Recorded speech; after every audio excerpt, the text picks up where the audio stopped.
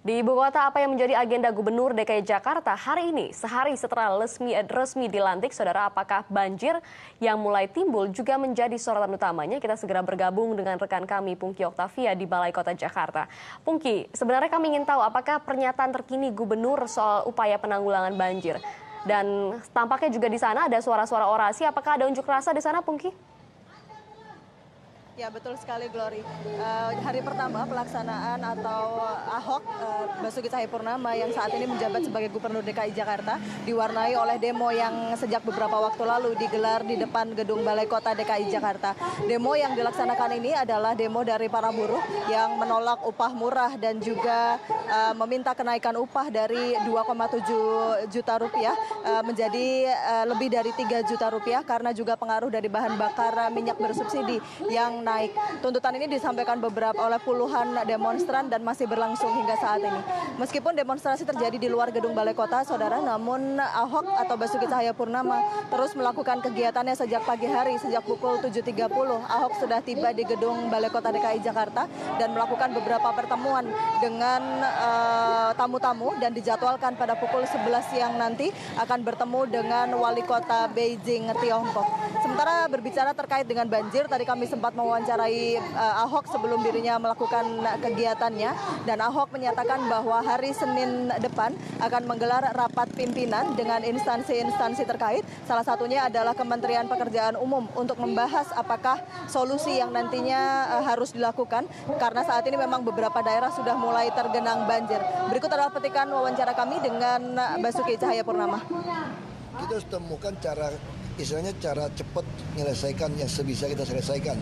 Kadang-kadang cuma selokan, kadang-kadang cuma soal pompa nggak ada solar, jam pompa yang nggak cukup. Nah, terus seat pile yang belum selesai, atau ada seat pile yang dibolongin dari kawasan kumuh rumah liar kan. Itu seat pile nih, dia tinggal di sini, air hujan kan, nggak mau turun, dibolongin. Nah, bolongin kalau pas lagi sungainya lagi penuh, ya masuk dong. Nah, makanya model-model kita mesti identifikasi. Terus ada juga jalan yang memang udah nyengklung nih, nggak bisa buang tali airnya. Nah, itu harus kita tinggiin.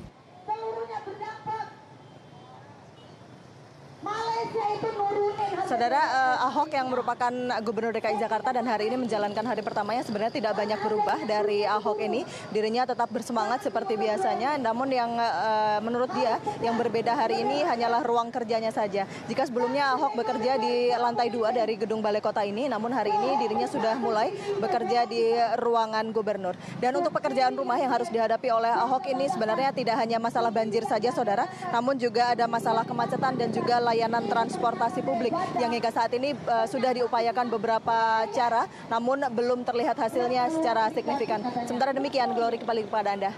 Presiden Joko Widodo melantik M. Prasetyo sebagai Jaksa Agung. Pelantikan ini digelar di Istana Negara, Jakarta.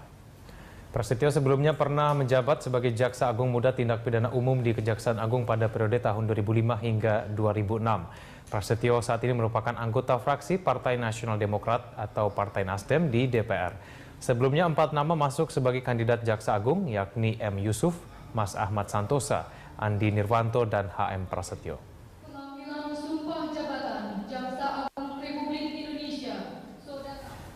Orang tua 2 korban kekerasan di Jakarta International School menilai kesaksian saksi dari pihak JIS di persidangan penuh kebohongan. Salah satu ibu korban menuturkan anaknya sempat mendapat teror pistol dari pihak sekolah agar tidak membuka kasus ini ke aparat dan media. Akibat teror itu, sang anak mengalami trauma berat. Itu yang Putri pergi ke kamar mandi, datang semua yang jahat itu ngancam dengan pistol, dengan pisau. Kalau kamu berani buka mulut seperti teman kamu, lapor ke polisi, saya bunuh satu keluarga kamu. Saksi-saksi di pengadilan yang diajukan itu, maaf, saya bukannya apa ya, dia kan saksi di bawah sumpah. Menteri Kelautan dan Perikanan Susi Pujiastuti mengungkap bahwa industri tuna, cakalang, dan tongkol menyumbang devisa hingga 40 triliun rupiah per tahun. Hal ini semakin memperkuat alasan mengapa perlu adanya moratorium izin penangkapan ikan baru. Berdasarkan data produksi tuna 5 tahun terakhir menempatkan Indonesia sebagai habitat tuna terbesar di dunia. Dari 6,8 juta metrik ton tuna di seluruh dunia, 1,1 juta metrik ton diantaranya berasal dari perairan Indonesia. Menurut Susi, tantangan ke depan adalah pelestarian ekosistem laut. Tanpa moratorium izin penangkapan ikan baru, Susi memprediksi kekayaan laut tanah air akan punah dalam kurun waktu 10 tahun.